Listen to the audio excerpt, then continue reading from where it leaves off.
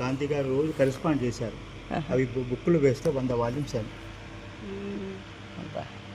ఇవి only CP brown అంటే లైబ్రరీలోనే దొరకవు, ఇక్కడే దొరకవు. అవైలబుల్.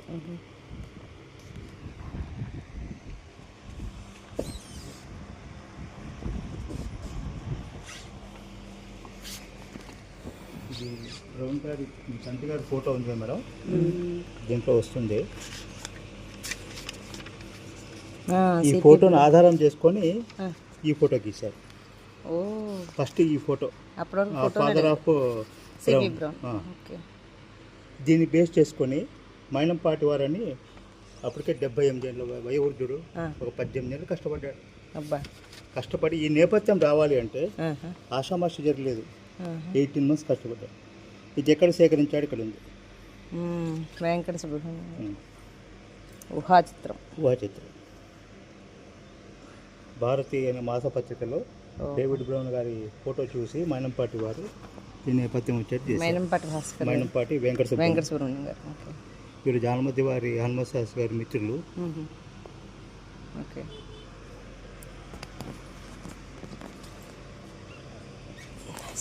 మనకు డిక్షనరీస్ ఉన్నాయి, తర్వాత భాగవతాలు. సిపి బ్రౌన్ గురించి చెప్పండి. సిపి బ్రౌన్ అంటే మేడం ఇక్కడ ఉద్యోగరీత్యా వచ్చాడు మేడం. 1820లో 2 ఏళ్ల పాటు ఉన్నాడు. మచిలీపట్నంకి వెళ్తాడు, మరి తిరిగి కడపకు వస్తారు. అప్పుడు ఈ బంగ్లా కొంటారు. ఎక్కడైతే మీరు నిలబడుకున్నారో అప్పుడు ఆ బంగ్లా కొనుక్కొని, ఎందుకు కొన్నాడంటే సాహిత్య యజ్ఞం కోసం, పండితులను పోషించుకొని. అప్పటికే ఆయనకు తెలుగులో ప్రవేశం ఉన్నప్పటికీ కూడా ఇంకా కష్టపడ్డాడు. 8 మంది పండితులను పెట్టుకున్నాడు, కావ్యాన్ని పరిష్కరించాడు. ఆయన అవుట్ స్టాండింగ్ వర్క్ ఏమంటే డిక్షనరీస్ మేడం. అవును, తెలుగు డిక్షనరీ కదా, Telugu to English, English to Telugu, అట్లా 5 రకాల డిక్షనరీ రాశారు. ఇక్కడ ఉన్నాయి 5 రకాల నిఘంటులు రాశాడు. ఇంకొక అవుట్ స్టాండింగ్ వర్క్ అని ఏమంటే మేడం, ఈ వేమన పద్యాలను కలెక్ట్ చేసుకున్నాడు. అప్పటి వరకు నోట్తో మాత్రమే ఉన్నాయి. అవి కూడా ఏమంటే ఆషామాషి కలెక్షన్ కాదు. అబే దుబే రాసినటువంటి Indian custom and manner French భాషలో ఉంది.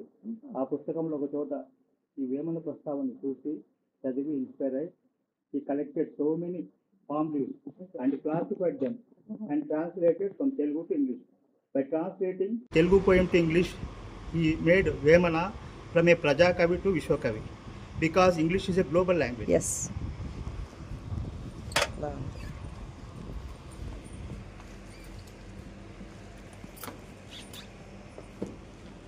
అన్నీ కూడా ఉన్నాయి.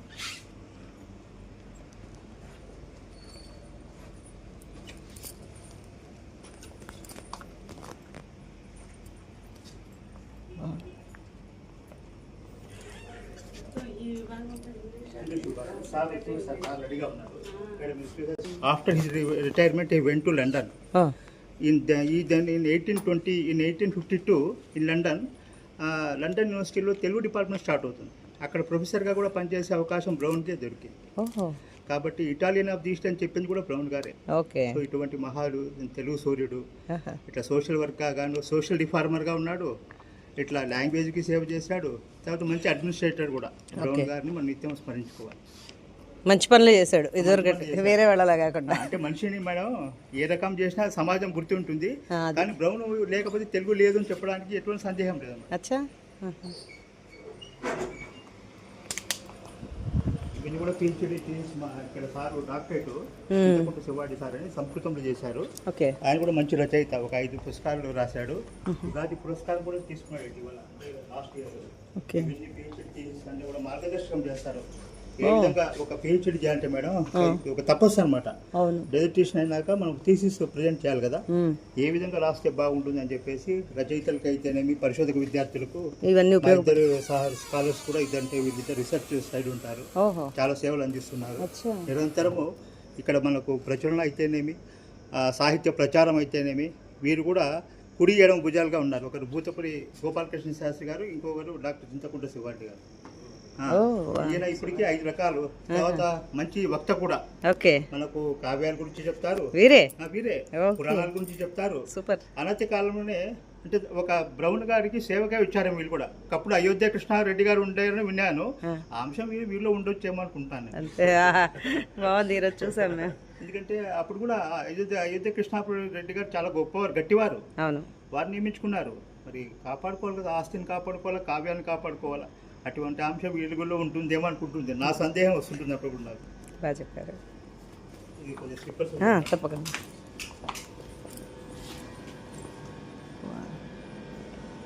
అల్లపురెడ్డి చెన్నారెడ్డి గారు, చెన్నారెడ్డి గారు సురభి గ్రామం, నాటకాలకు సురభి నాటక పోషించారు. ఆ సురభి వాళ్ళకు పాపము ఆలన పాలన చేసి వాళ్ళకు ఒక ఎవరు కళా పోషకుడు ఉండాలి కదా మేడం, వీళ్ళు నాటక కళా పోషకులు అన్నమాట. ఓకే. వీరికి బ్రిటిష్ ప్రభుత్వం కూడా వీళ్ళకి ఒక అవార్డు కూడా ఇచ్చింది అనమాట. ఇవన్నీ కూడా రాగినాణ్యాలు మేడం. అంటే అక్కడ నుంచి వస్తారు మేడం సారు, మీకు స్టెప్ బై స్టెప్ నేను వీడియో తీసుకోవచ్చు కదా. మీ పేరు, మీ గురించి చెప్పండి. నేను డాక్టర్ చింతకుంట శివారెడ్డి మేడం. ఇక్కడ రీసెర్చ్ అసిస్టెంట్గా పనిచేస్తున్నాను. ఈ తాళపత్రాల పరిరక్షణ, వీటిల్లో ఏదైనా ముద్రితం కాని గ్రంథాలు ఉంటే వాటి మీద మేము పరిశోధన చేసి ఇప్పటికి 34 పబ్లికేషన్స్ కూడా మన లైబ్రరీ తరఫున మా సంపాదకత్వంలో తీసుకొచ్చాము. ఇప్పుడు మనం చూస్తుంది పోతన భాగవతం, దశమస్కందం. శ్రీకృష్ణుని బాల్య వృత్తాంతాలంతా మనకు దశమస్కందంలో వస్తాయి.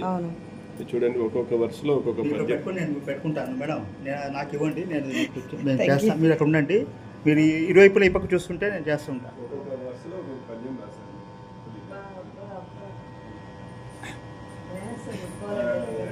బ్లర్గా వస్తుంది మేడం, బ్లర్గా వస్తుంది, రికార్డ్ అవుతుంది కదా.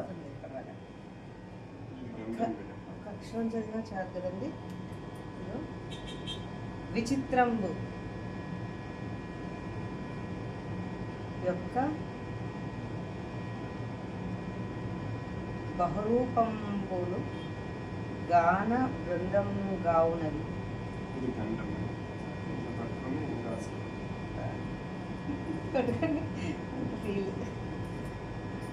అక్షరాలు బాగా కనపడేది. ఇది ఇవన్నీ ఎవరు సేకరించి ఉంచారు? కట్టా నరసింహ సార్ అని ఇక్కడ ఇన్ఛార్జ్ ఉన్నారు. ఆ పీరియడ్లో మేమంతా తిరిగి హైదరాబాద్ నుంచి వచ్చాయి. ఇవి నిజంగా తాటాకుల్లాగే ఉన్నాయి. తాటాకులే మేడం, అవి తాటాకులే. సంస్కృతంలో తాళపత్రం. అవంత వెడల్పుగా ఉన్నాయి, పెద్దగా. ఇవి రకరకాల సైజులో కట్ చేసుకుంటారు మేడం, ఆ కావ్యాన్ని బట్టి. దైత్యులు ముదమున సోదరులు గొలువ మొల్ల రామాయణం. రామాయణాన్ని తెలుగులో అనువదించినటువంటి తొలి కవయిత్రి. ఇక్కడ మధ్యలో దగ్గర గోపవరం, కడప జిల్లా వాసి. అవి రాసినటువంటి రామాయణం.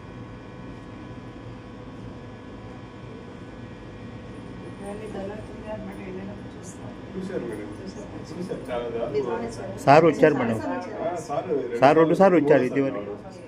అవును. వినాయక చవితి వస్తే సార్ పాటలు ఇక్కడ మారుమోగేది.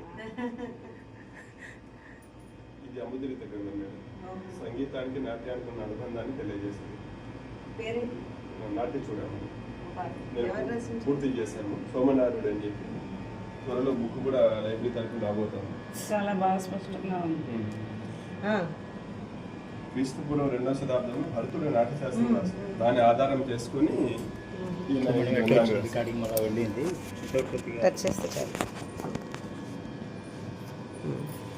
హ్యాండ్మేడ్ పేపర్, మా కడపలో తయారైనటువంటి పేపర్.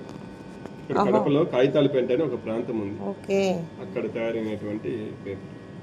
ఈ కాగితం కడపలో తయారైంది. ఎంత బాగుంది. ఎంత ముందు కాగితాల పెంటని ఇప్పటికి కూడా అది బాగా కాగితాల పెంట ఊరు పేరు. గొలుసు గొలుసు రాత కట్టు అంటారు కదా. మా తాతగారు కూడా ఇలాగే రాశాడు, మా నాన్నగారు. అవునండి. అసలు ఏం వంకర ఏం లేకుండా చూడండి, గీత గీసినట్టు.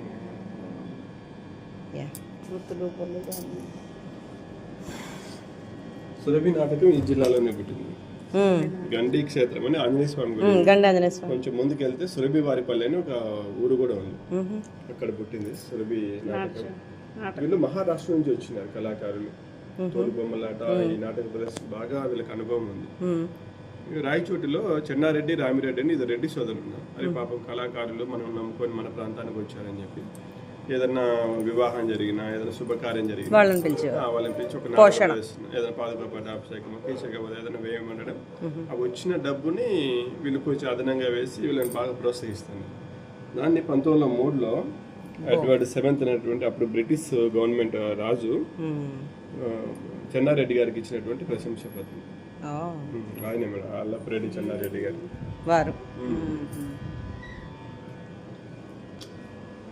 ఇవన్నీ ఈ చూసి ప్రాంతంలో పుట్టపర్తి నారాయణాచార్యులు అబ్బా మహానుభావుడు శివతాండవం. అది కాకుండా అగస్త్యేశ్వర సుప్రభాతం అని ఉంది, అవును రాశారు. రాశారు కదా. ప్రొద్దుటూరు పొద్దుటే పాట వినిపిస్తోందా?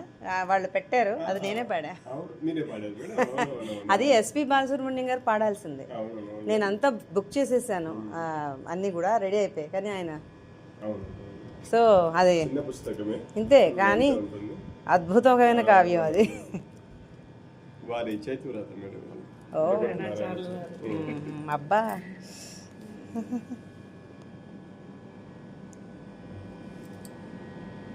చూడండి ఊర్ధ వీరి స్థాయిలో జీవితంలో రాస్తే ఒక అట్లా సంఘటన జరిగింది, మీరు వినే ఉంటారు. 11వ ఏట నుంచే ఆయన కావ్యం రాయడం అలవాటు, పద్యం రాయడం. పెనుకొండ లక్ష్మి అని ఒక చిన్న కావ్యం రాసినారు.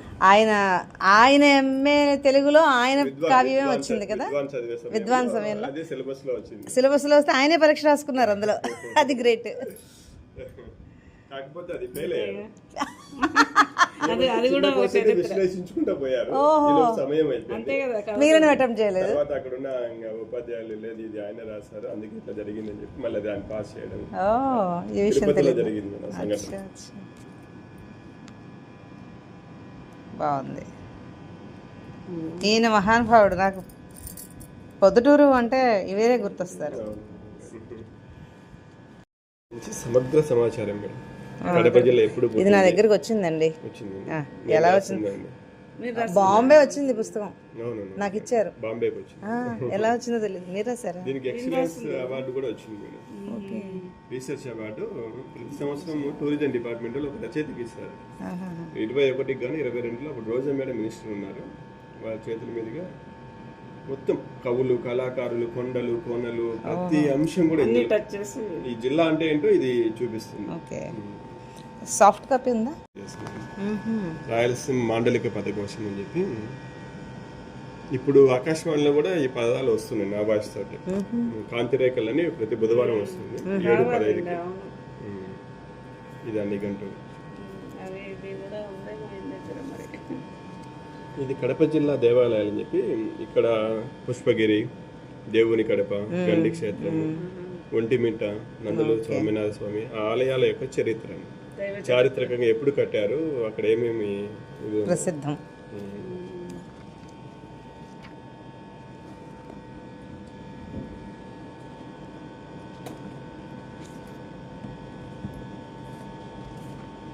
ఇది బ్రౌన్ గారి పైన రాసింది.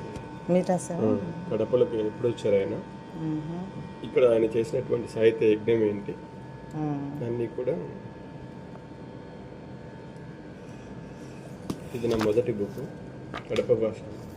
అంటే ఇక్కడ ఆహారపు అలవాట్లు, ఇక్కడ ఆడుకునేటువంటి ఆటలు. జిల్లాకు ఒక ఉంటే చాలు ఇలాంటి. ఇది కడప జిల్లాలో స్వాతంత్ర సమరయోధులు ఎవరెవరు ఉన్నారు, ఇటీవల వెంకయ్య నాయుడు గారి చేతుల మీదుగా ఆవిష్కరణ జరిగింది. అప్పుడు వాళ్ళు పోరాటం ఏ విధంగా చేశారు, వాళ్ళకంటే పూర్వము నవాబుల పరిపాలన జరిగింది.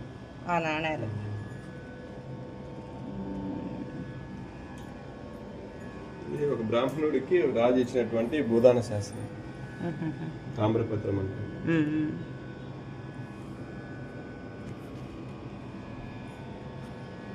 గాంధీ మునిమనుడు రాజమోహన్ గాంధీ. ఓకే, అలాగే ఉంది గాంధీ గారి రైటింగ్.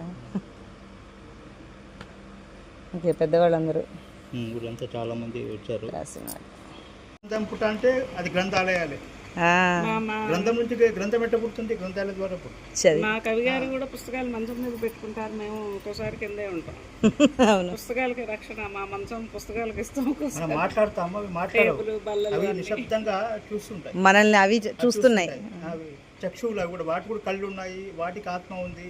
ఇప్పుడు మనం వాల్మీకిని చూడలేము తెగతేగం, కానీ ఇక్కడ ఉన్నారు. అవును, కృష్ణుని చూడలేము ద్వాపరయుగంలో, కానీ బుక్ చూపిస్తుంది. అవి ఎప్పుడు ఉండేటివి. బాగా చెప్పారు. ఎప్పుడు లేకపోతే ఇవి చిరస్థాయిగా ఇలా ఉంటాయండి. ఈ రోజు మనం ఇలా చెప్తాం. క్షయం కానిది అక్షరం మేడం. అవును, అక్షయ తృతీయ మనం చేసాం కదా, అసలు ఉద్దేశం క్షయం కానిది అనమాట. ఆ రోజు ఉగాది పండుగ రోజు, దీపావళి రోజు, ఇటువంటి కొన్ని స్పెషల్లో వాటిని రాహుకాలము ఏమో చూడకూడదు. ఏదైనా ప్రారంభించాలంటే ఆ రోజు ప్రారంభించాల్సింది. దాంట్లో అక్షయ తృతీయ వైశాఖ మాసంలో చాలా గొప్పది. మీరు ఆ రోజు ఒక మనస్ఫూర్తి శ్రీరామన్నా చాలా మోక్షానికి వచ్చేస్తుందని చెప్తారు. ఇప్పుడు క్షయం కాదు అక్షయము అని చెప్తారు.